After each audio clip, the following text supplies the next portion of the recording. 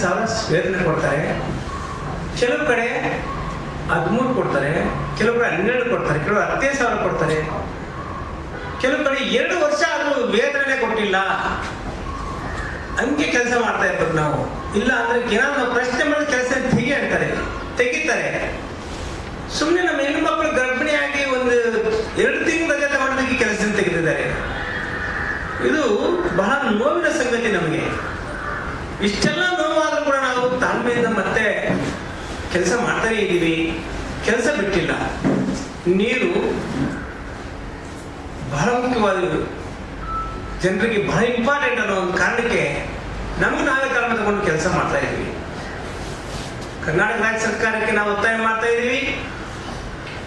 ಬೆಳಗಾವಿ ಅಧಿವೇಶನದಲ್ಲಿ ನಾವು ಮುಷ್ಕರ ಮಾಡುವಾಗ ಇಬ್ಬರು ನಮ್ಮ ಸಚಿವರು ಬಂದಿದ್ರಿ, ಇಬ್ಬರು ಕ್ಯಾಬಿನೆಟ್ ಸಚಿವರು ಬಂದು ನೀವೇನ್ ಮಾತು ಕೊಟ್ರಿ, ನೀವು ದಯವಿಟ್ಟು ಎದ್ದು ಹೋಗಿ ಈ ಮುಷ್ಕರ ವಾಪಸ್ ಪಡೀರಿ, ಮುಂದಿನ ಬಜೆಟ್ ಜನರಲ್ಲಿ ನಿಮ್ಗೆ ನೇರ ಪಾವತಿ ಮಾಡ್ತೀವಿ, ನೇರ ಪಾವತಿ ಮಾಡ್ತೀವಿ, ನೀವೇನು 10 ಲಕ್ಷ ಇಡ್ಕೊಂಡು ಕೇಳ್ತಿದ್ರಲ್ಲ ಅದನ್ನು ಮಾಡ್ಕೊಡ್ತೀವಿ, ಸುಪ್ರೀಂ ಕೋರ್ಟ್ ತೀರ್ಪಿನಂತೆ 27,000 ಸಂಬಳ ಕೊಡ್ತೀವಿ ಅಂತ ಮಾತು ಕೊಟ್ಟಿದ್ದು ನೀವೇ, ಭರವಸೆ ಕೊಟ್ಟಿದ್ದೀರಿ. ಆ ಭರವಸೆಯಂತೆ ಈಗ 6ನೇ ತಾರೀಕು ಬಡ್ಜೆಟ್ ಇದೆ.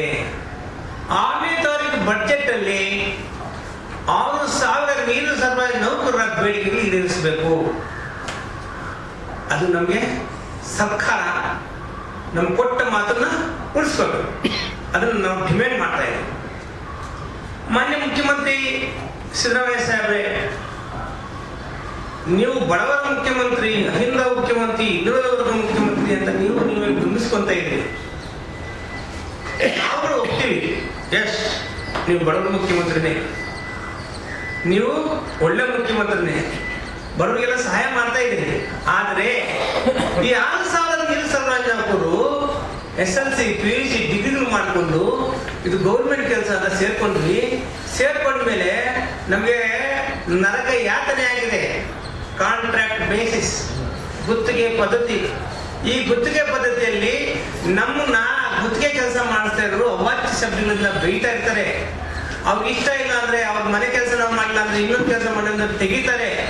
ಇವೆಲ್ಲ ನೋವುಗಳು ನಮ್ಗೆ ಆಗ್ತಾ ಇದಾವೆ. ಇದೆಲ್ಲ ಯಾಕೆ ಆಗ್ತಾ ಇದೆ? ನಮ್ಗಿರೋ ಬಡತನ, ನಮ್ಗಿರೋ ಬಡತನ ಆ ಏಜೆನ್ಸಿ ಅವರು ದುರುಪಯೋಗ ಮಾಡಿಸ್ಕೊಂತ ಇದ್ದಾರೆ. ನಾವು ಸರ್ಕಾರಕ್ಕೆ ಪ್ರಶ್ನೆ ಮಾಡ್ತಾ ಇದ್ದೀವಿ, ಆ ಏಜೆನ್ಸಿ ಇದೆಯಲ್ಲ ಅವ್ರಿಗೆ ನೀವು ದುಡ್ಡು ಕೊಡ್ತಿರಲ್ಲ, ಆ ಏಜೆನ್ಸಿ ನಿಮ್ಮ ದುಡ್ಡು ಸರ್ಕಾರ ದುಡ್ಡು ತಗೊಂಡು ಅವರು ಇನೋವಾ ಕಾರ್ ತಗೊಂಡು ಅವರು ಆಫೀಸ್ ಮಾಡಿಕೊಂಡು ಆ ಉಳಿದಿರೋ ದುಡ್ಡು ಅವರೆಲ್ಲ ಮಜಾ ಮಾಡಿ ಉಳಿದಿರೋ ದುಡ್ಡು ನಮಗೆ ವೇತನ ಕೊಡ್ತಾ ಇದ್ದಾರೆ.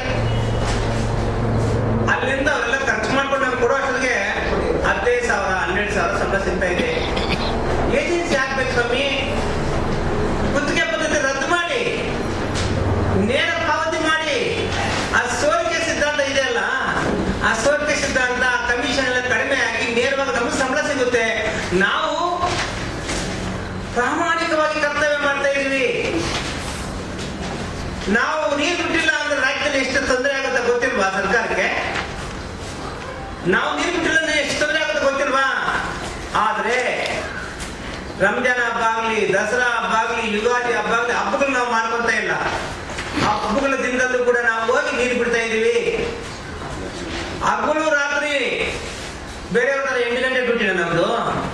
ಹಗಲು ರಾತ್ರಿ ನೀವು ಯಾವ ಕರ್ಮ ಬಂದ ಡ್ಯೂಟಿ ಮಾಡ್ತಾ ಇದೀವಿ. ನೀರು ಬಿಡೋದು ನಮ್ಮ ಕೆಲಸ ಅಂತೇಳಿ ಯಾರ ಬರ್ತಾರೆ ಏಜೆನ್ಸಿಗಳು 12 ಗಂಟೆಗೆ. ಅವ್ರದೇನೋ ಮದುವೆ ಇದೆ, ಅವ್ರದೇನೋ ಕಷ್ಟ, ಅಲ್ಲಿಗೂ ನೀರು ಬಿಡ್ಬೇಕು, ಇಲ್ಲಿಗೂ ನೀರು ಬಿಡ್ಬೇಕು. ಯಾರೋ ಕಾರ್ಪೊರೇಟ್ರು, ಯಾರೋ ಪೊಲೀಸರು ಬಾಯಿಗೆ ಬಂದಂಗೆ ಬೈತಾರೆ, ಅವ್ರದ್ದು ಬಯಸ್ಕೋಬೇಕು. ಅವ್ರು ಬೈಯೋ ಅವಾಚ್ಯ ಶಬ್ದಗಳಿಗೆ ನಮ್ಮ ಸ್ವಾಭಿಮಾನವನ್ನು ಮಾರ್ಕೊಂಡು ನಾವು ಅಲ್ಲಿ ಕೆಲಸ ಮಾಡ್ತಾ ಇದ್ದೀವಲ್ಲ. ಯಾಕೆ? ನಾವು ಕೂಡ ಈ ನಾಡಿನ ಪ್ರಜೆಗಳಲ್ವಾ?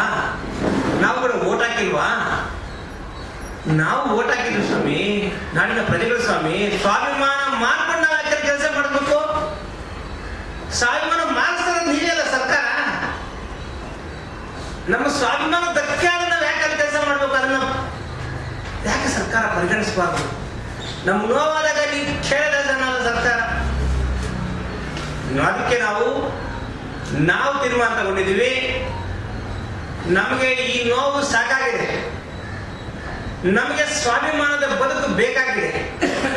ಹಂಗಾಗಿ 6,000 ನೀರು ಸರಬರಾಜು ನೌಕರರು 6ನೇ ತಾರೀಕು ಬಡ್ಜೆಟ್ ಅಲ್ಲಿ ನೀವು ಕೊಟ್ಟ ಮಾಡಿದಂತೆ ನೇರ ಪಾವತಿ ಆಗಿಲ್ಲ, 10 ಲಕ್ಷ ಇಟ್ಗಂಟು ಕೊಟ್ಟಿಲ್ಲ, ಸುಪ್ರೀಂ ಕೋರ್ಟ್ ತೀರ್ಪಿನಂತೆ 27,000 ಸಂಬಳ ಆಗಿಲ್ಲ.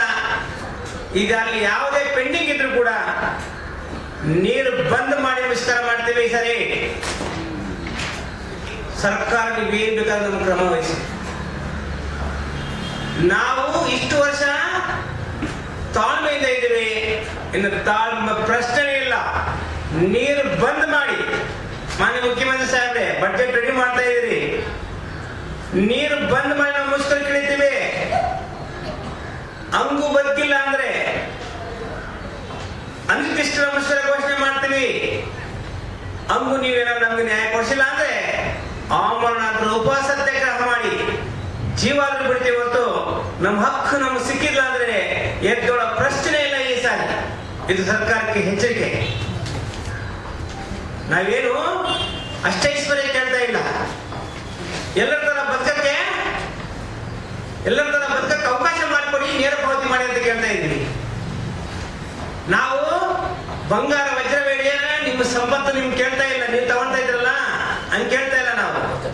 ನಾವೇನ್ ಕೇಳ್ತಾ ಇದೀವಿ, ಮೂಲಭೂತವಾಗಿ ನಮ್ಗೆ ಏನ್ ಬೇಕು ಅದನ್ನ ಕೇಳ್ತಾ ಇದೀವಿ. ಹೊಟ್ಟೆ ತುಂಬಾ ಊಟ ಕೇಳ್ತಾ ಇದೀವಿ. ಸಮಯ 15,000ರಲ್ಲಿ 12,000 ಹೊಟ್ಟೆ ತುಂಬ ಊಟ ಮಾಡಕ್ಕಾಗುತ್ತೆ? ನಾವು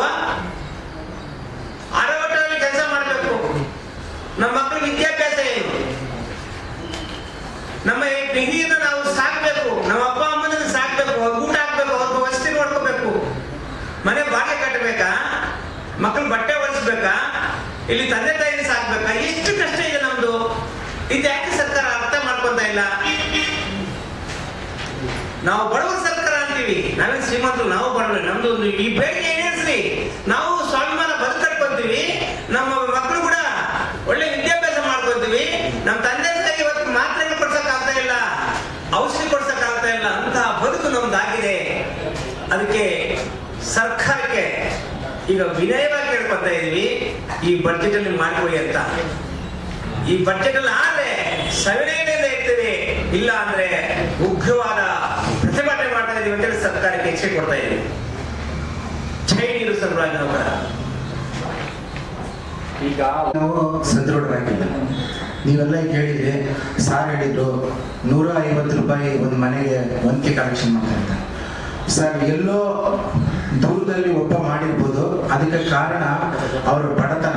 ಅವರಿಗೆ ಒಂದಿಷ್ಟು ಮುನ್ಸಿಪಾಲಿಟಿಯಲ್ಲಿ ಏನು 14,000 ರೂಪಾಯಿ ಕೊಡ್ತಾ ಇದಾರೆ ಸರ್, ಆ 14,000 ರೂಪಾಯಿ ನಿಮ್ಮ ಅಕೌಂಟಿಗೆ ಹಾಕ್ತೀವಿ ನಾವು, ಅದರಲ್ಲಿ ನಮಗೆ 4,000 ರೂಪಾಯಿ ಕೊಡ್ಬೇಕು ಅಂತ ಕಾಂಟ್ರಾಕ್ಟ್ರು ಅದನ್ನ ವಾಪಸ್ ತಗೋತಾರೆ ಸರ್. ಹೌದು ಸರ್, ಈ 10,000 ರೂಪಾಯಿದಲ್ಲಿ ನನ್ನ ಹೆಂಡತಿ ಮಕ್ಕಳು ಅವ್ರ ವಿದ್ಯಾಭ್ಯಾಸ ನಮ್ಮ ತಂದೆ ತಾಯಿಗೆ ಮಾಡ್ಲಿಕ್ಕೆ ಆಗತ್ತೆ ಸರ್. ನಾವು ನಿಮ್ಮಲ್ಲಿ ವಿನಯಪೂರ್ವಕವಾಗಿ ವಿನಂತಿಸ್ಕೊಳ್ತಾ ಇದ್ದೀವಿ, ನಿಮ್ಮಗಳ ಸಹಕಾರದಿಂದ ಸರ್, ನಿಮ್ಮಗಳ ಸಹಕಾರದಿಂದ ನಾವು 2 ಹೊತ್ತಿನ ಊಟವನ್ನ, 1 ಹೊತ್ತಿನ ತಿಂಡಿಯನ್ನ ನೆಮ್ಮದಿಯಿಂದ ತಿನ್ನಲಿಕ್ಕೆ ನೀವು ಸಹಕರಿಸಬೇಕು ಅಂತೇಳಿ ವಿನಯಪೂರ್ವಕವಾಗಿ ಬೇಡ್ಕೊಳ್ತಾ ಇದ್ದೀವಿ. ನೀವು ಇದನ್ನ ಸರ್ಕಾರದ ಗಮನಕ್ಕೆ ಯಾವ ರೀತಿ ಬರವಣಿಗೆಯ ಮೂಲಕ ತಿದ್ದಿ ಸರ್ಕಾರಕ್ಕೆ ಗಮನವನ್ನು ತಂದು ಅವರಿಗೆ ಮನ ಕರಗುವಂತ ರೀತಿಯಲ್ಲಿ ನೀವು ಮಾಡ್ಕೊಡ್ಬೇಕು. ಅದು ನಿಮ್ಮ ಕೆಲಸ, ಅದು ನಮ್ಮ ಕೆಲಸವನ್ನಾಗಿ ಮಾಡ್ಕೊಡ್ಬೇಕು ಅಂತೇಳಿ ವಿನಯಪೂರ್ವಕವಾಗಿ ಕೇಳ್ಕೊಳ್ತಾ ಇದ್ದೀವಿ. ಆ ವೇತನ ಕೂಡ ನಮ್ಮ ನೌಕರರಿಗೆ ದೊರಕ್ತಾ ಇಲ್ಲ. ಅದ್ರ ಬಗ್ಗೆ ಸಂಬಂಧಪಟ್ಟ ಅಧಿಕಾರಿಗಳು ಹಲವು ಬಾರಿ 5ನೇ ತಾರೀಕು ಒಳಗಡೆ ವೇತನ ಪಾವತಿಸಬೇಕು ಅಂದ್ರೂ ಕೂಡ ಅದು ಸಂಬಂಧಪಟ್ಟ ಅಧಿಕಾರಿಗಳು ಮತ್ತೆ ಅಲ್ಲಿ ಲೋಕಲ್ ಏನಿದೆ ಅವ್ರು ಎಲ್ಲ ಇದಾಗಿ ಅದನ್ನ ನಮಗೆ ಸಮರ್ಪಕವಾಗಿ ಬರ್ತಾ ಇಲ್ಲ. ನಾವು ಕೇಳ್ಕೊಳ್ಳೋದು ಇಷ್ಟೇ, ಮಾನ್ಯ ಮುಖ್ಯಮಂತ್ರಿಗಳಿಗೆ 30 ವರ್ಷದಿಂದ ಏನು ನಮ್ಮ ನೀರು ಸರಬರಾಜು ನೌಕರರು ಇವತ್ತು ಸಂಕಷ್ಟದಲ್ಲಿ ಅನುಭವಿಸ್ತಾ ಇದ್ದಾರೆ, ಅದನ್ನ ದಯಮಾಡಿ ಮಾನ್ಯ ಮುಖ್ಯಮಂತ್ರಿಗಳು ಈಗಲಾದ್ರೂ ನಮಗೆ ಕಡೆಗಣಿಸಿ ನಮ್ಮ ಸೇವಾ ಭದ್ರತೆಯನ್ನು ಕೊಡಬೇಕು. ಈಗಾಗಲೇ ಹಲವಾರು ನಮ್ಮ ನೌಕರರು ಸಾಯ ಪರಿಸ್ಥಿತಿಲೂ ಇದ್ದಾರೆ, ಕೊನೆಗಾಣಿಸ್ತಾ ಇದ್ದಾರೆ, ಮತ್ತೆ ಅವರ ವಯೋಮಿತಿ ಕೂಡ ಬೀಳ್ತಾ ಬರ್ತಾ ಇದೆ. ಕೇವಲ ಇವತ್ತು 13,000, 12,000, 11,000 ವೇತನಕ್ಕೆ ನಾವು ದುಡಿತಾ ಇದ್ವಿ. ನಮ್ಗೊಂದು ಸೇವಾ ಭದ್ರತೆ ಕೊಡಿ. ಮುಂದಿನ ದಿನಗಳಲ್ಲಿ ಮಾನ್ಯ ಮುಖ್ಯಮಂತ್ರಿಗಳು ಇವತ್ತು ಏನು 5 ಭಾಗ್ಯಗಳನ್ನ ಕೊಟ್ಟಿದ್ರೆ ಅದ್ರ ಜೊತೆ ಇದು ಒಂದು ಭಾಗ್ಯ ಅಂತ ತಿಳ್ಕೊಂಡು ನಮಗೆ ಸಮರ್ಪಕವಾಗಿ ಕೊಟ್ರೆ ನಾವು ಇವತ್ತು ನಮ್ಮ ಜೀವನವನ್ನು ಒಂದು ಇನ್ನು ಕೆಲವು ಇದು ಮಾತ್ರ ನಮ್ಗೆ ಜೀವನ ಉಳಿದಿದೆ ಅಷ್ಟೇನೆ. ಯಾಕೆಂದ್ರೆ ಇವತ್ತೊಂದು ದಿನ 50 ವರ್ಷದೊಳಗಡೆ ಸಾಯಂತ ಪರಿಸ್ಥಿತಿ ಪ್ರತಿಯೊಬ್ಬರಿಗೂ ಬಂದ್ಬಿಟ್ಟಿದೆ. ಇನ್ನು ಕೆಲವು ವರ್ಷಗಳು ಮಾತ್ರ ನಾವು ಬದುಕೋಕ್ ಸಾಧ್ಯ. ಅಷ್ಟರಲ್ಲಾದ್ರೂ ನಮ್ಮ ಮಕ್ಕಳಿಗೆ ಒಂದು ಒಳ್ಳೆ ವಿದ್ಯಾಭ್ಯಾಸ ಕೊಟ್ಟು ಒಂದು ಇದು ಮಾಡೋದಕ್ಕೆ ಅನುಕೂಲ ಮಾಡ್ಕೊಡ್ಬೇಕು. ಇದು 6,000 ಜನ ನೀರು ಸಭೆ ನೋವಾಗಿದೆ. ದಯವಿಟ್ಟು ಮಾನ್ಯ ಮುಖ್ಯಮಂತ್ರಿಗಳು ಈ ಬಜೆಟ್ ಅಲ್ಲಿ ನಾವು ತಮ್ಮಲ್ಲಿ ಪೂರ್ಣ ಪ್ರಮಾಣದಲ್ಲಿ ವಿಶ್ವಾಸವನ್ನ ಇಟ್ಟಿದ್ದೀವಿ. ನಮ್ಮ 6,000 ನೀರು ನೌಕರರ ಒಂದು ಸೇವಾ ಭದ್ರತೆಯನ್ನು ಕೊಡ್ತೀರಿ ಅಂತ ದಯಮಾಡಿ ಇದನ್ನ ಪರಿಗಣಿಸಬೇಕು. ಇದು ಎಲ್ಲರ ನೋವಾಗಿದೆ. ಮಾನ್ಯ ಮುಖ್ಯಮಂತ್ರಿಗಳಲ್ಲಿ ಇಷ್ಟೇ ನಾವು ಕೇಳ್ಕೊಳ್ಳೋದು, ತಾವು ಇವತ್ತು ಕೊಡುವಂತ ನಮ್ಮ ಬಗ್ಗೆ ಕಾಳಜಿ ವಹಿಸಿ ಮಾಡಿದ್ರೆ ನಾವು ಎಲ್ಲಾ ನೌಕರರು ಇರೋವರೆಗೂ ತಮ್ಮ ಒಂದು ಇದನ್ನ ಇಟ್ಕೊಂಡು ನಾವು ಬದುಕ್ತೀವಿ. ಮಾನ್ಯ ಮುಖ್ಯಮಂತ್ರಿಗಳು ಕೇಳ್ಕೊಳ್ಳೋದು, ನಾವೆಲ್ಲಾ ನೌಕರರಲ್ಲೂ ನಮಗೊಂದು ಸೇವಾ ಭದ್ರತೆ ಕೊಡಿ, ಒಂದು ನೇರ ಪಾವತಿ, ಮತ್ತೆ ಏನು ಕಾನೂನಾತ್ಮಕವಾಗಿದೆ ಕಾನೂನು ಮುಟ್ಟು ನೀವೇನ್ ಮಾಡಬೇಡಿ. ಇವತ್ತು ಕೇವಲ 6,000 ಜನ ಇದ್ದೀರಿ, ಎಷ್ಟೋ ಯಾವ್ಯಾವ್ದಕ್ಕೂ ನೀವು ಖರ್ಚು ಮಾಡ್ತಿದ್ರಿ. ಆದ್ರೆ ನಮ್ಮ ಒಂದಿದ್ದು ಇದಕ್ಕೂ ಇದು ಮಾಡಿದ್ರೆ 6,000 ಜನ ನೀವು ನೌಕರು ಕೂಡ ನೆಮ್ಮದಿಯಾಗಿರ್ತೀವಿ. ದಯವಿಟ್ಟು ಇದನ್ನು ಪರಿಗಣಿಸಬೇಕು ಅಂತ ಮಾನ್ಯ ಸರ್ಕಾರದಲ್ಲಿ ನಾವು ಎಲ್ಲಾ ನೇರ ಪರವಾಗಿ ನಾವು ಕೋರ್ಕೊಳ್ತಾ ಇದ್ದೀವಿ.